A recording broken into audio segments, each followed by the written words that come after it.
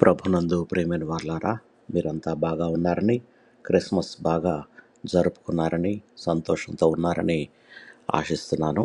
ఈరోజు దేవుడు మనకు బయలుపరుస్తున్న ఆశీర్వాదం ఇర్మియా గ్రంథం 33వ అధ్యాయం 15వ వచనం.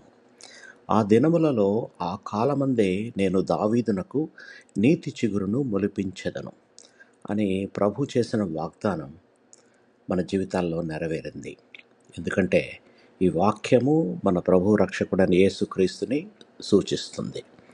చిగురు అంటే కొత్త జీవితం, కొత్త ఆశ.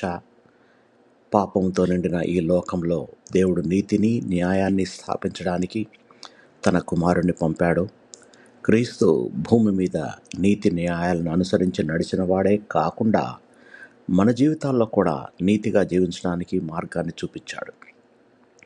ఆయనలో ఉన్నవారికి నిరాశ కాదు, ఆశ ఉంటుంది. ప్రార్థన చేసుకుందాం. మమ్మల్ని మిక్కిలిగా ప్రేమించిన మా ప్రియ పరలోకపు తండ్రి, నీ నీతి చిగురైన యేసుక్రీస్తును మాకు అనుగ్రహించినందుకు నీకు కృతజ్ఞతాస్తుతులు. మా జీవితాల్లో నీతి న్యాయాలు ఫలించినట్లు మమ్మల్ని నడిపించండి.